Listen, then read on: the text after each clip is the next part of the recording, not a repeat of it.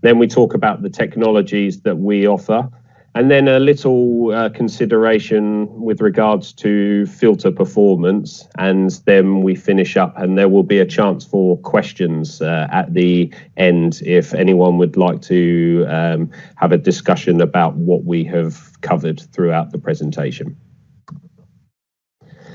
So there are multiple reasons that companies will monitor their emissions. So one is because of regulatory requirements. So we see in most countries that there is a requirement from the government that says that they must monitor the emissions.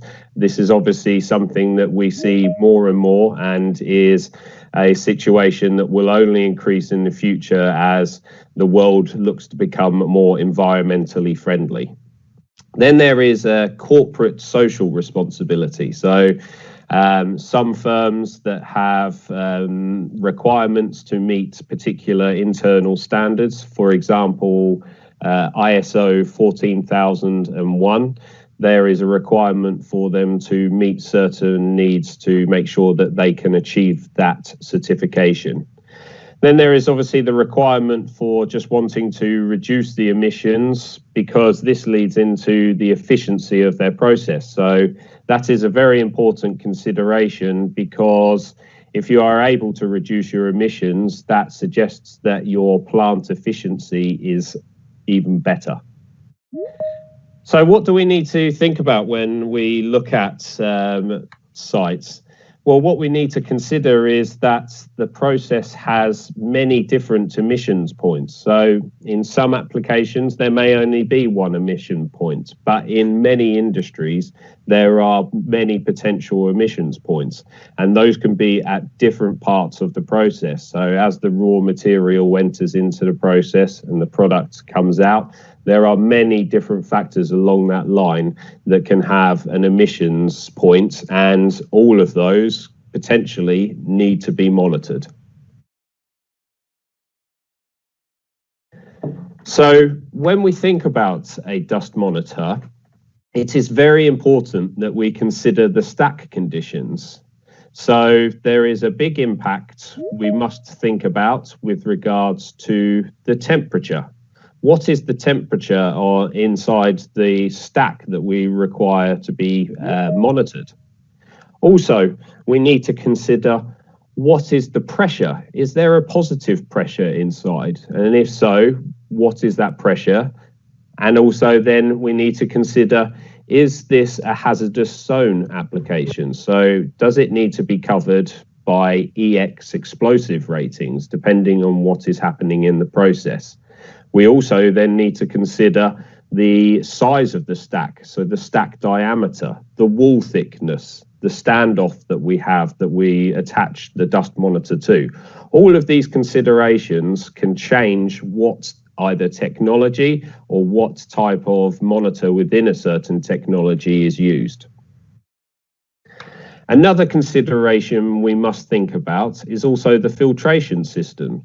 So in many plants, there are different types of filtration, even different types of filtration within different parts of the process. So there are the classic baghouse designs, there are electrostatic precipitators, there are dry or wet spray dryers, there are cyclones. All of these can have a different impact to the dust level, the type of dust, and the type of dust monitor that we must use to measure the emissions that are coming either into that filter or out of them. All of these can be monitored for emissions reasons or for the efficiency reasons. We then also must consider the quality of the measurement data required. So are you required to have a monitor that is compliant with US EPA PS11 or PS1 rulings? Or does the consideration that your company or your plants must abide by use a more European-led one? So there are the Qual 1 regulations. All of these have different approvals that must be met. So therefore, there are MCerts or TUV approvals or US EPA compliances that must be met. What these are they require on products to have automatic self-tests. They must be calibrated to a given standard, and therefore they require periodic manual auditing. And that is to check that the instrument does not drift beyond a certain amount over a period of time to ensure that the measurement that is taken is consistent over a long time. We must also consider the total cost of ownership. But how easy is the dust monitor to install and operate? What is the access to that dust monitor? Do you have a requirement to view what is happening at the dust monitor from a remote location? So with some of our products, it is not necessary to be actually at the dust monitor to understand what is happening with the operation of that dust monitor. There are remote controllers that can be used. What are the maintenance levels required for a product? So some of our products offer lower maintenance requirements, which then reduces the requirement for trained instrument engineers on site. But then it must also meet with the emissions compliance regulation. The cost of operation also is another part that we must consider. So is there air purge required? Are there blowers required? What are the spare parts that are required to be considered with the particular dust monitor that is needed for this site?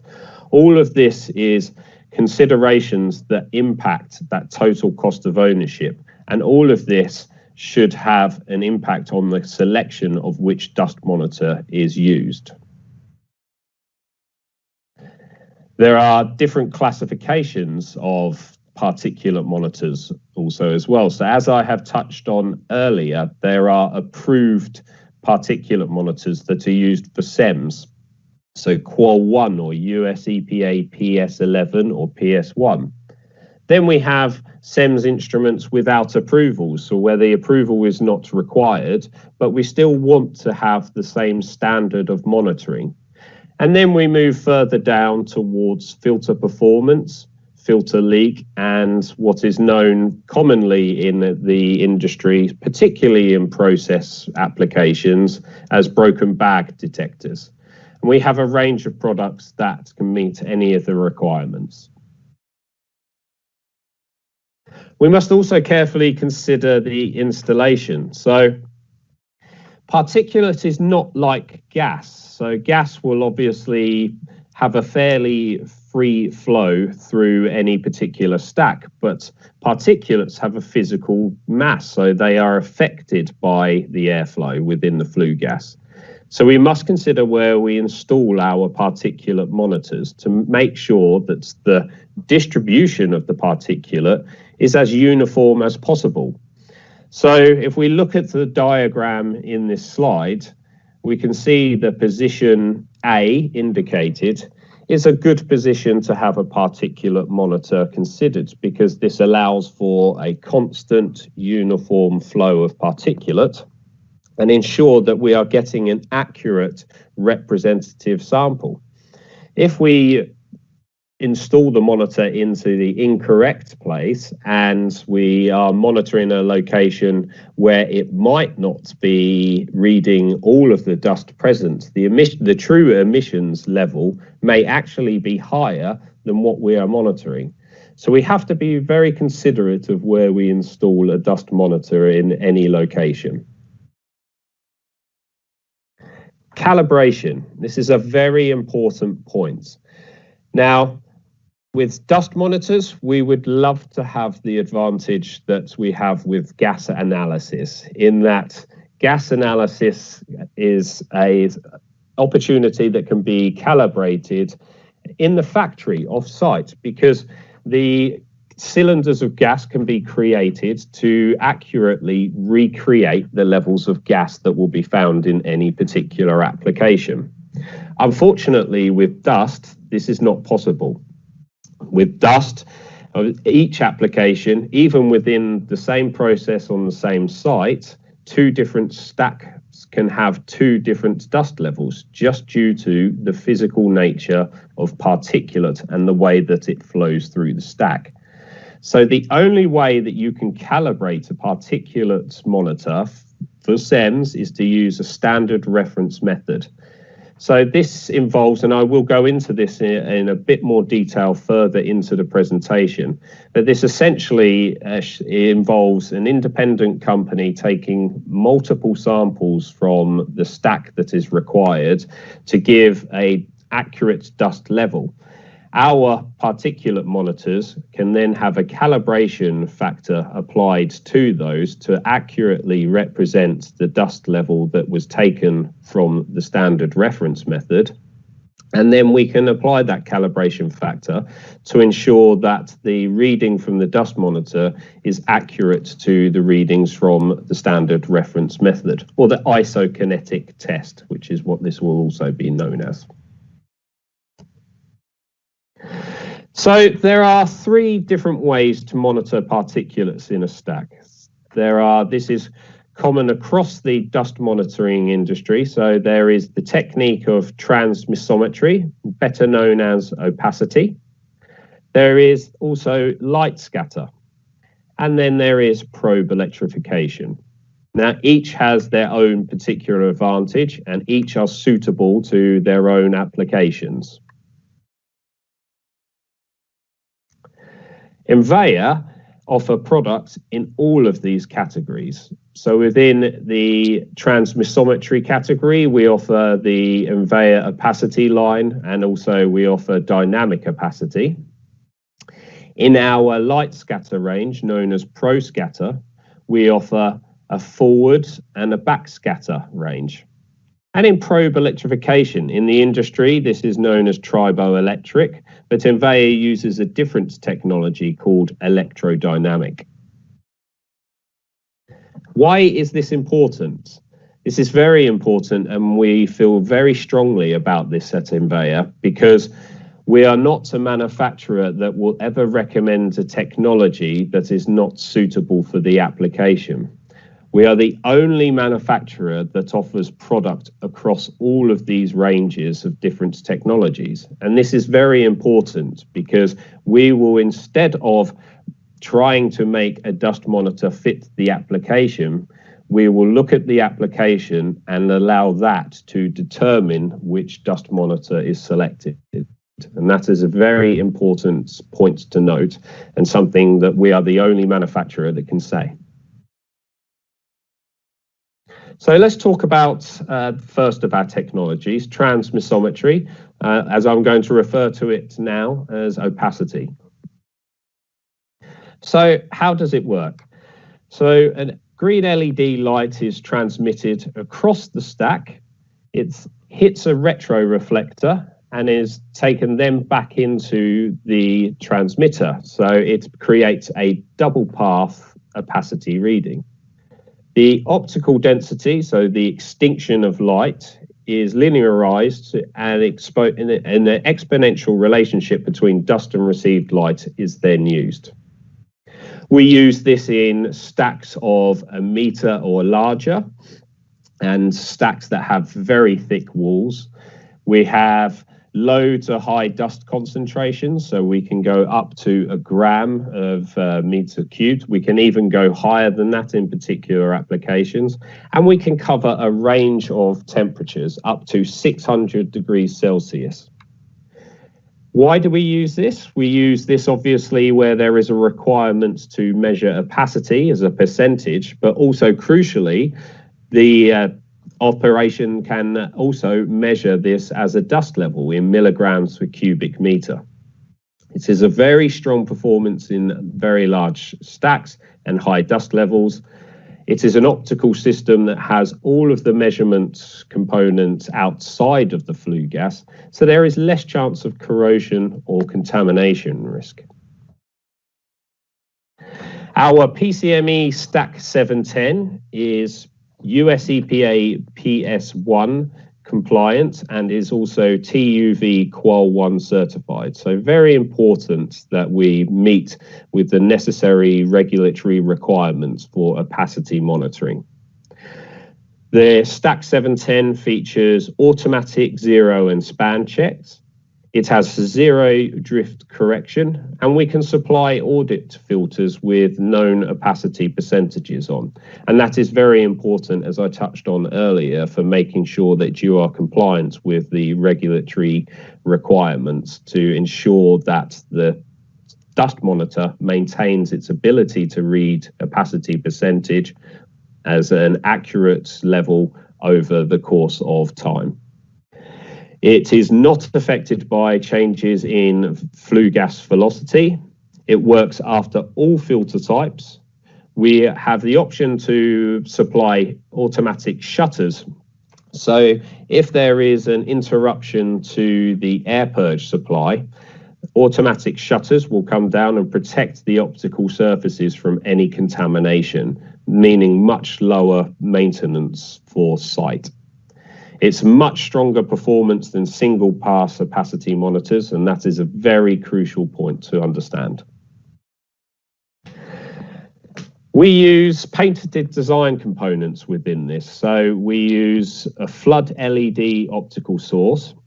This is very important because it minimizes the temperature drift effects, which can lead to over-reporting of emissions in other opacity monitors.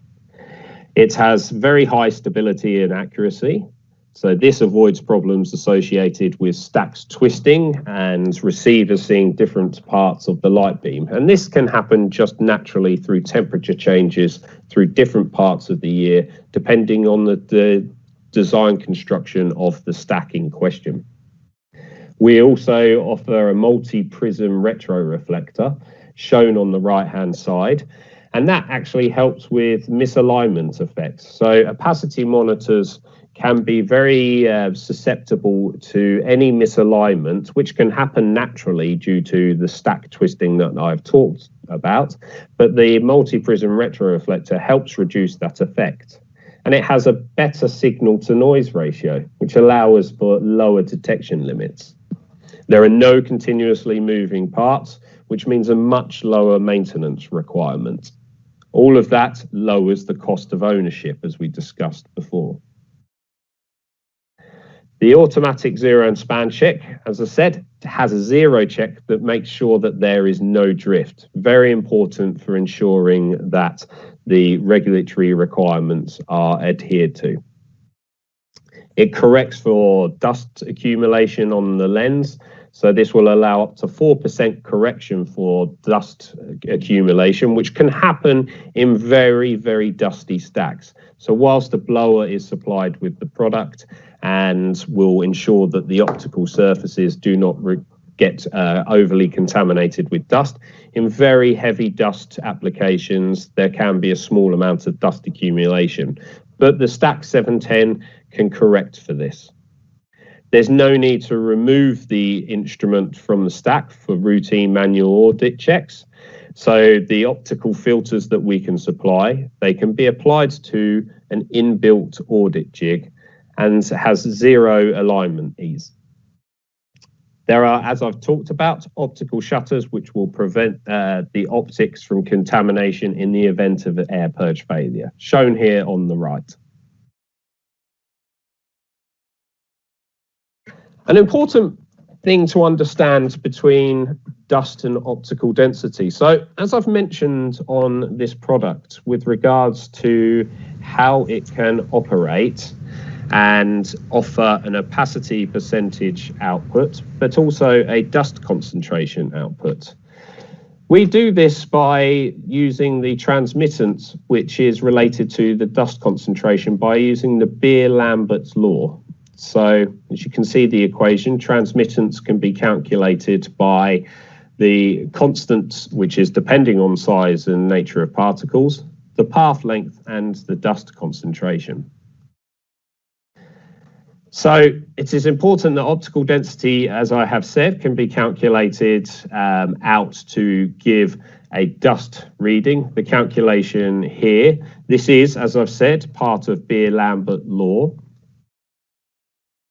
And how is this done? As I said earlier, this is very important and can be calculated by the results of independent isokinetic sampling. So the standard reference method, as I have discussed. The picture here shows typically what an isokinetic sample will look like. So an independent company will visit the site and take a reading from multiple points across the stack. They use an instrument that allows the dust to pass through a filter into a flow meter and regulator. And then after this is monitored, the filter is removed and the dust concentration is weighed. From that, a dust concentration can be determined.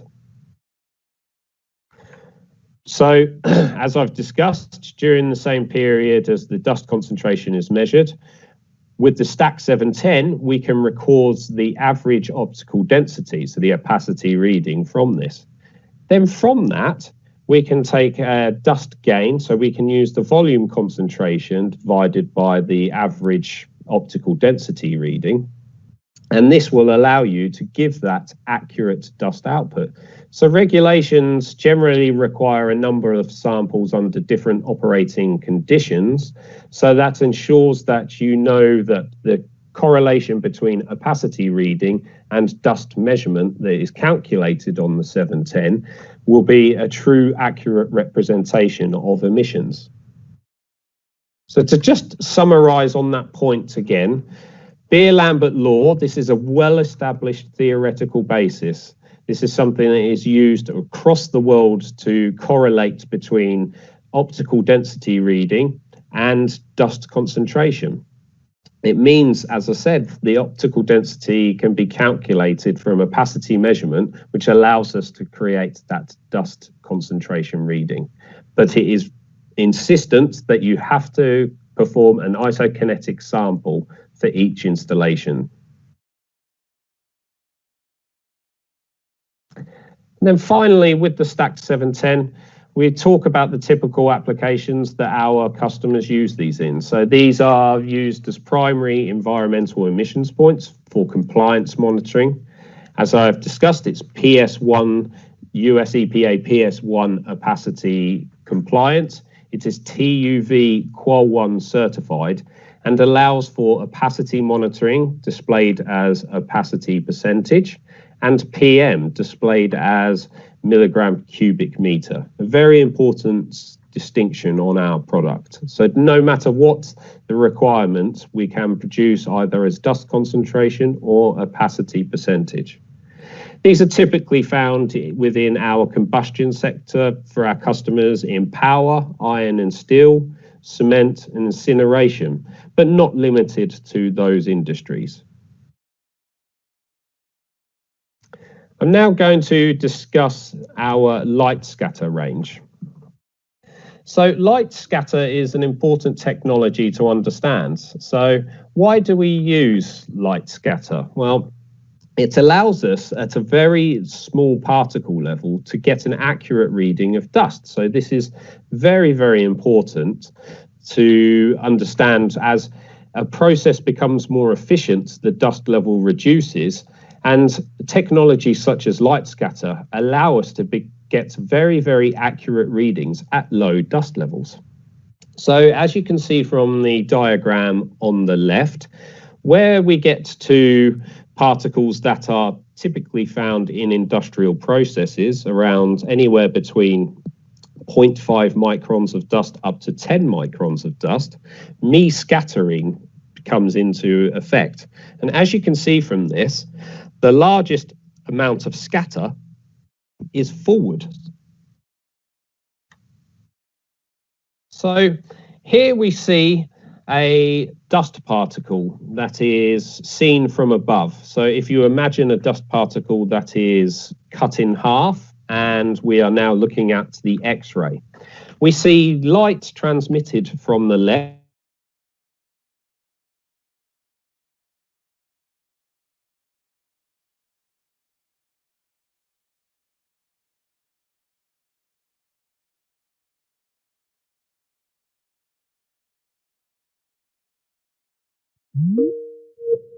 And that has a slightly more wider profile, but it does not reach as far. So Envaya offer a pro scatter range, which uses the core technology of light scatter. We offer forward scatter, we offer backscatter, and then we also offer the ability to measure scatter within a wet flue gas process. So we'll begin by talking about forward scatter and the products that Envaya offer. We offer our forward scatter sensor, and this works by having laser lights directed through the sensor. And as dust particles interact with our measurement area, these particles scatter the light, as I've just discussed. Sensor then detects the forward scatter light from the particles and can create a measurement from that. So where do we use this? We use this in stacks up from 0.5 meter in diameter up, and we use this in low to high dust concentrations, so applications up to 300 milligram cubic meter and sometimes higher if necessary. But typically this is a technology that is used for requirements where there is low dust levels. We can use this in low to medium temperatures, so up to 500 degrees Celsius. And we have explosive zone ratings for these, so gas zone 2 and dust zones 22. And the equivalent of these are in the US classifications of class 1 and 2, division 2. We can use this after any filter type. It is a very sensitive technology at low concentrations and suitable for smaller duct diameters. We offer the Qual 181 or Stack 181. So whether you need either US EPA PS11 compliance or TUV Qual 1 compliance, we have a product that can meet with both requirements.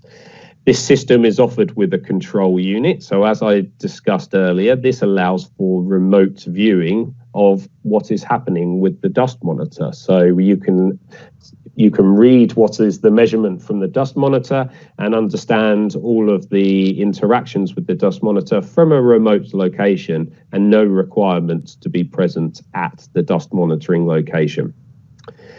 It has features and benefits of quality assurance, so automatic zero and span checks, which it must have to comply with the necessary regulations. And we can supply audit filters with these, which means that we can interrogate the unit to ensure that its ability to measure light scatter remains unchanged. It's not affected by any changes in velocity. It can work after all filter types, including electrostatic precipitators. There is an air purge failure sensor that will warn the operator in case of an air purge failure to ensure that maintenance can be carried out immediately to resolve the issue before the emissions reading is lost. We offer a Hastelloy version of this for very corrosive flue gas environments. And the added bonus of this technology is that it is a single side stack connection, so much easier to install and much easier access for maintenance engineers. Some of our features of this product is that, as we discussed, the forward scatter light signature is very narrow. So therefore, it is important that we can try and collect as much of that narrow forward signature as possible. So to help us do that, we use a very special mirror that allows us to have up to 10 times larger collection area than other manufacturers. Shown in the picture on the right, you can see our mirror collection method versus a competitive model. And you can see the huge difference in the amount of light scatter that can be collected on ours versus the collection area in the competitive model. Now, why is this important? This is very important because it allows you to get a true representative sample of the dust profile within your stack. So it's a much more representative sample and you have a much truer reading of your emissions. We also use a solid quartz rod, which carries that light signal back to the detection. And that means that we don't use fiber optic cable that can age and degrade over time. We have absolutely no moving parts in the measurement system, so that ensures that we do not have any reliability issues. It has a very low limit of detection, down to 0.1 milligram per cubic meter. So here we can see how the system works in its normal operation. So on the left, you can see the laser that is located outside of the stack, and it is shone through the instrument into the collection area where dust particles interact. That creates scattered light, which then hits the collection mirror, which is then focused onto the quartz rod and sent back into the light detector. And then that light signal can be correlated to a dust measurement. Our span test moves, we have one rod that moves a diffuser into a position, and this diffuser contains a known amount of light scatter. Though this creates an artificial amount of scattered light, much higher than can be found in normal applications. And this ensures that the instrument has the ability to measure light scatter accurately. So we do not adjust the laser strength, we do not move the collection mirror, all very critical parts of our operation. And all that happens is the diffuser moves in to create a known amount of scatter, and then we interrogate our sensor to make sure that it is still has the ability to measure light scatter correctly. As I said earlier, we have manual audit filters that allow for linearity checks, which must happen for regulatory requirements needs. And this again allows the operator to test the instrument's ability to measure scattered light accurately. As we've said earlier, there are Hastelloy versions and hazardous zone options. So depending on what the application is, we can offer a different solution of the same product, no matter what the stack requirements are. And this is available as a single or multi-sensor network. So a controller can have one instrument per controller, or it can have multiple sensors connected to one controller. So now let's talk about our wet stack product. So obviously a wet stack is where we have condensed liquid droplets in the flue gas. We can typically see these from a long distance away, indicated by white plumes from the main emission stack. Now, it is very important that we understand why we have a different system for wet particulates, because to a normal dry dust monitor, a water droplet and a dust particle cannot be distinguished. So they look the same. So we must treat them differently. Where do we see wet stacks? Well, typically we see these in pulp and paper industries, waste incineration plants, where there are wet electrostatic precipitators. We see these in metals, cements, chemical fertilizer plants, and of course, where there is flue gas desulfurization. So we see these a lot in coal-fired power plants. So how does it work? So as I said, the issue with any wet particulate is that a dust monitor normally will struggle to determine the difference between a dust particle and a water droplet. So how do we treat this? Well, what we do is we extract the flue gas continuously from the stack, and we pass this through a heated line, which is there to prevent any pooling of water. And then we sample that conditioned gas and we condition it, and we will vaporize the water droplets. So we pass it through a heating chamber, which approximately of 300 degrees Celsius, and then we create a dry particulate gas, and that is then passed through a forward scatter sensor. So all of the benefits that I've just discussed of forward scatter technology, of the measurement, and is then passed through, and then we return that dry sample back into the stacks. As I say, we use this where there are wet emissions with water droplets present. We can use this in stacks anywhere from 0.5 meter up to 6 meters, low to high dust concentrations up to 200 milligram cubic meter. and low to medium temperatures of around 200 degrees Celsius. It's the only system that can be used where there are water droplets present in the flue gas. So as I've said, we extract the sample, we heat the sample line. This minimises blockages and particulates drop out. We then condition that flue gas. So we remove the water droplets and we do that by vaporizing. Then we pass the sample through the sensor, perform the measurement and return the flue gas to the stack. So this is something that is actually a technology that was so well recognized that we received what is in the UK, we receive a prize called the Queen's Award. This is essentially in the UK like the Oscars for technology, and we received a visit from the royal family and received a prize due to the recognition of the type of technology being industry class leading. So some of the features and benefits on this product. It has various sample modes, and I'm going to go into these in a bit more detail, but we are the only manufacturer that offer true isokinetic sample mode. And then we offer fixed velocity and fixed pump. And it has all of the features and benefits that I've discussed from the forward scatter sensor. Automatic zero and span check. We can provide audit filters. And we have different sample probe materials depending on the stack conditions. So those can be stainless steel, PVDF and Hastelloy versions where there are corrosive gases.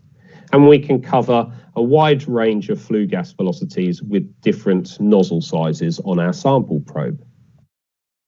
So let's talk about this sampling mode a bit more. With a lot of instruments, you will see fixed velocity or fixed pump, and these are where the pump on the system will just maintain as a constant to provide a fixed sample rate, and fixed velocity you will put into a flue gas velocity rate that ensures the system just pulls through at that. But some emissions and some processes, this is not always the case. Now, depending on what is happening further in the process, that can have a big impact on the flue gas velocity. So it would be great if the system could extract at a rate that will allow the system to match the flue gas velocity. Well, with our system, we offer the isokinetic sampling mode that allows that to happen. So either using one of our own flow meters or a third-party flow meter, we can take the output from that flow and connect it to the system, and the system automatically adjusts its sample rate to match the velocity that is output from the flow meter. So this is a much easier to use system. It means there is no manual requirements, and critically, it also means that the dust measurement that is taken is truly accurate to the true conditions of the stack. Then finally, in our scatter range, we also offer backscatter. So how does this work? So this is, the sensor is located on the outside of the stack. We pass laser light into the stack, and then it interacts with the flue gas. As we do with any scatter technology, as dust particles interact with the laser light, they create scatter. We have a telescope assembly that is measuring and looking for that backscatter that is created from the dust particles. This can be used in stacks of a meter or greater, from low to high dust concentrations up to 500 milligram cubic meter, temperatures up to 400 degrees, and again with explosive zone ratings. Now, this is used in situations where people like the benefit of opacity with having the instrument completely outside of the stack conditions, but they want something that is a bit more sensitive. So as we discussed, the technology of light scatter is more sensitive at lower dust levels, so it has the ability to better read than opacity instruments at lower dust levels. And of course, because everything is outside of the stack, that means it's much easier to service and maintain, and there's much less risk of contamination or corrosion. In our PCME 260 range, we offer our backscatter sensors as a standalone sensor, so no requirement for controller. All of the operation is done at the monitoring location. We offer it with a standard controller known as an interface module, which is a one-to-one relationship, or with our Pro controller, which can allow for many sensors to be connected to the controller. A closer look at the instrument itself, so we can see that it has the flange which connects to the stack, and then we have our air purge sensor that will also can check to make sure that there is no purge failure, and then we have our ability on the standalone to use user controls if we need to control the instrument. So one thing that we also offer is a very critical piece of equipment is a flue gas blocker. Now, this is very, very useful and makes much easier for maintenance in that it allows the instrument to be hinged, so the entire system does not have to be taken away from the stack, leaving a hole in the standoff, which then needs to have a plate on it. Instead, the product can be hinged and the flue gas blocker put into place to create that plug on the flue gas stack, which then allows for standard maintenance to be carried out on the sensor. The sensor can be completely removed if required, or it can be operated on at that stack. And we would typically use this for standard maintenance, or if we need to use our audit filters to interrogate the instrument's ability to read backscatter. And so here we can see the difference with it open, allowing the laser to shine into the stack, and the opening at the bottom for the telescope assembly to measure the backscatter. And then it is a simple case of sliding it across and blocking those components, creating a plug on the stack and allowing the maintenance engineer to walk away and operate on the instrument without the requirement of having to close off the stack.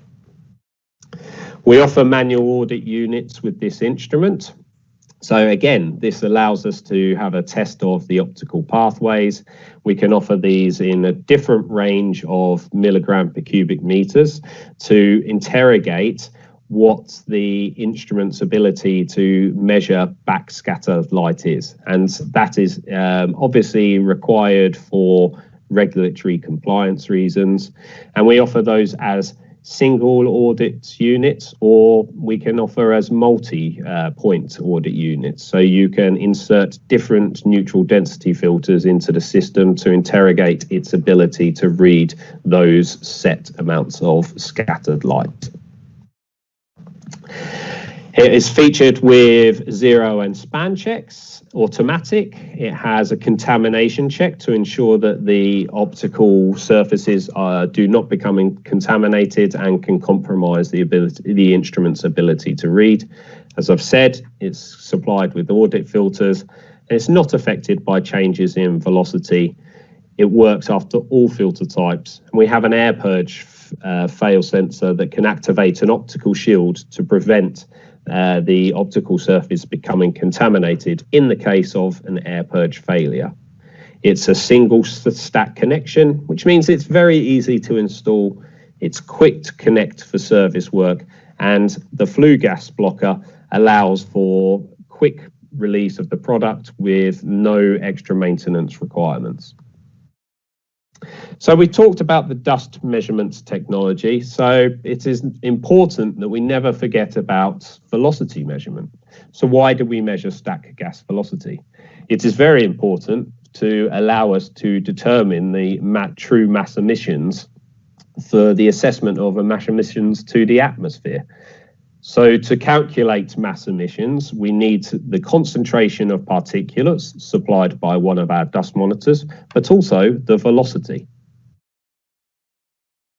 It is also important because you may want to also optimize your abatement process. So your filtration process can be optimized by having a better understanding of dust levels and velocities also. And this can, depending on what your process is, this can ensure that you have increased product quality, lower downtime for maintenance on your abatement, and allows for maximizing of profits. So the two most common types of flow monitors used in CEMs are average pitot and ultrasonic flow meters. We offer both technologies as Fluesonic and Pro Pitot. Both are Qual 1 certified. So let's talk about our Pro Pitot, our average pitot. So how does it work? Like any other pitot measurement, this works by having differential pressure measurement taken across the sensor using multiple pressure holes. So it's an average pitot technology. So we take the reading of the impact pressure and measure that against the reading of the static pressure to give us that average pitot measurement. We use this in low to high dust concentrations. We can up to 500 milligram per cubic meter.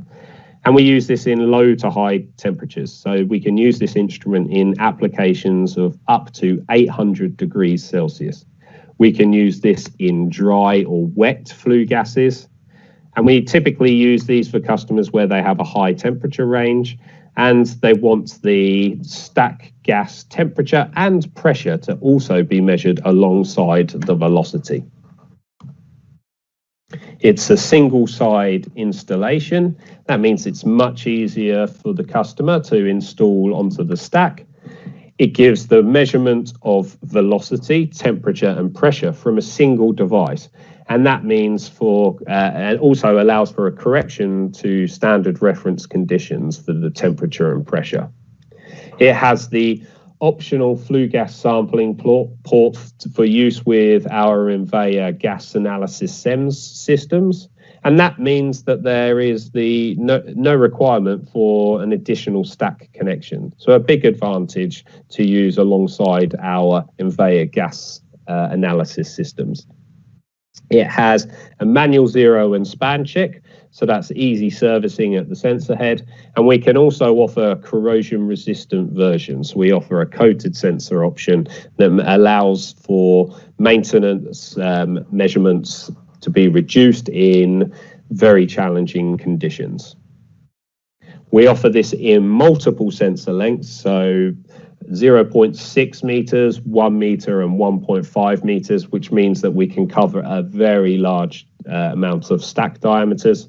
And we also offer a back purge system that we use for very high dust applications. So we consider anything above 50 milligram per cubic meter to be high dust, and therefore we recommend the use of a back purge system that allows for the measurement holes in the probe to be cleared on a regular basis.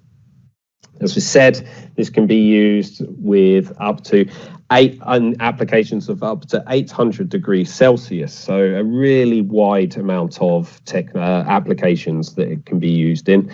And again, this can be used as a standalone instrument, or it can be used with our control units in conjunction with a dust monitor. So here we have different potential configurations shown. So you can see that the standalone monitor is used for velocity, temperature and pressure, or it can be used with a single channel controller, which allows for the remote viewing and interrogation of the sensor.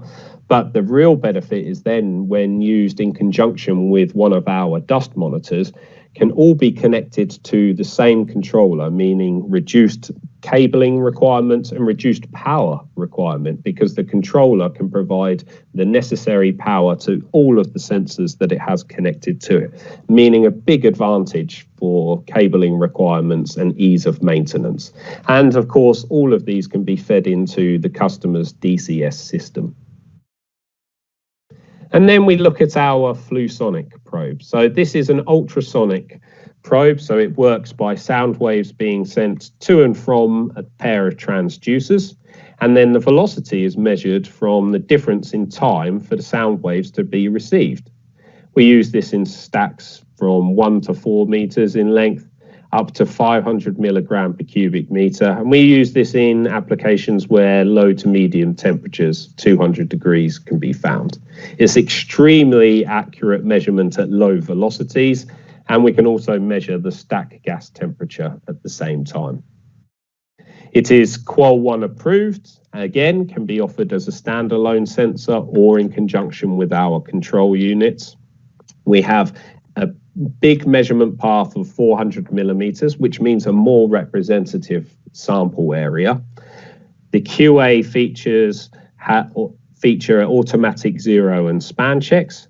We also offer an angled sensor option shown on the bottom right of the screen, which means that it can easily be installed into existing sample ports. So no requirement to install a new connection port at an angle to ensure that the accurate measurement. We can provide a sensor that has the angle already built into it to allow quick, easy installation for the customer. The 400 millimeter path, as I've said, enables a bigger representative monitoring, and we use Hastelloy transducers. So in challenging flue gas conditions where corrosion is a potential risk, it is greatly reduced. And of course, because this is ultrasonic technology, there is no air purge required, no matter how high the dust levels. As we talked about this angled sensor, let's look at it in a bit more detail. It can be installed into existing ports, very, very important for making ease of use and using existing ports on the site. So much less time and effort required by maintenance engineers. There's no need for cross-stack measurements in ultrasonic technology as long as this is installed into a developed flow profile. And we can help with that by having a movable flange, which means that the sensor can be moved away from the stack wall or closer as is required. And again, as with the StackFlow 200, we can have different configurations as a standalone with a single channel controller, or with that true benefit of using a multi-channel Pro controller, allowing for dust and velocity measurements all connected to one controller where that can be output. So the typical maintenance intervals for a StackFlow 400 in applications of 50 milligram cubic meter. Good practice is inspection of every 6 months. In dust levels of 100 milligrams or higher, we recommend every 3 months. What does that look like? Well, here you can see an example of one of our customers using one of our StackFlow monitors working perfectly in a high dust application in cement. And as you can see, this is operating with a lot of contamination, but operating perfectly and as designed. So that's great low maintenance for the customer. So now we need to consider, what does the future hold? Well, as we have seen more and more develop, and we see this in many countries across the world, stack diameters begin to reduce and dust concentrations begin to reduce also as well. And the regulations begin to get tighter and tighter, requiring lower and lower emissions. And this is the trend that we have seen for a long time and we continue to see. So an important part of controlling that is also filter performance monitoring. And that is very important because filter performance can have an effect on the overall emissions amount. So that can be affected by parts of your filtration, typically in a bag filter application. We have monitors that can help identify leaking bags, broken bags, failed valves, and even we can measure that detail down to individual rows to actually help customers better understand what exactly is happening with their filtration system. That means a reduction of loss of high value dust, or it means critically the reduction of unnecessary bag filter replacements. That means lower maintenance costs, lower production costs, less shutdown time. It can save on waste disposal costs. It critically also helps keep emissions down for longer as well. And we can include these sensors as part of connection to our controller in conjunction with our emissions monitors as well. And this all then brings us back by, again, if we're able to monitor bag filters and their performance, this all helps with that reduction in emissions. So that helps with that regulatory requirement. It helps the customer meet the corporate social responsibility. And critically, and very importantly, helps reduce emissions and increases that plant efficiency. So again, we must remember to determine the dust monitor. So we define that requirement. We look at the process conditions. We select the dust monitor that is required. But if you're still unsure, we're here to help and we want you to ask us. We do that by asking for a site survey form to be completed, which gives us all of the necessary details on your application and requirements. And then finally, just to explain who we are, we have been in this process since 1990. We are located just outside of Cambridge in the UK. We're part of the Envea group representing over 40 countries. And we have a long history of helping customers monitor their emissions and industrial processes. Thank you very much for your time, and I would welcome any questions. Okay, thank you, Mike. We have 5 minutes for the questions. If any person have a question, you can put on the bottom of the raise your hand on the program on the web application. Okay.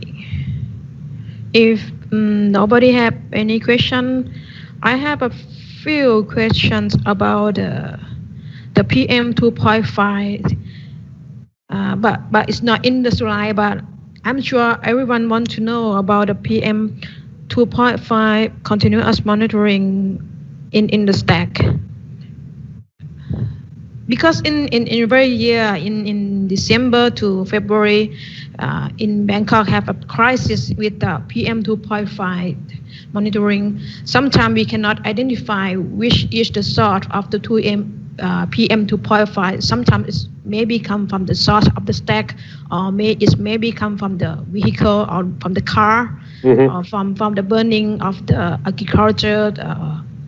So how about the PM 2.5 technology or the scattering technology can be possible to measurement inside the stack or not? No, so typically, so our colleagues in France actually, they manufacture units that are used for ambient technology monitoring. So for PM 2.5 and PM 10, which are obviously the common particles that cause issues with the typical problems that we see across the world for smog and environmental conditions. Now, that is, we have ambient monitors that can measure that. Now, with regards to determining the source of those, it is very, very difficult to do that. All that really can be done is to sometimes monitor the boundaries so we will also manufacture boundary monitors that can be placed around an industrial site, so we can measure the level of 2.5 or PM10 that is emitted from a site. So that could then be traced back to if it has come from an industrial process, or using ambient monitors that are located in streets on busy roads. That can also help determine. But without the correct installation of ambient monitors, it can be very, very difficult to determine the source of those particulates. But obviously, all a customer can do from the respect of measuring their particulates is if they have accurate particulate measurement ability, then when questioned by governments or local authorities, they can prove that they are taking steps and measure carefully their own emissions levels, so therefore could not possibly be the source. Okay. So my second question is about the technology. Which technology is most popular in the Americas now? Because as I know, the transmission or the opacity is very old technology in the past. Yes. Right.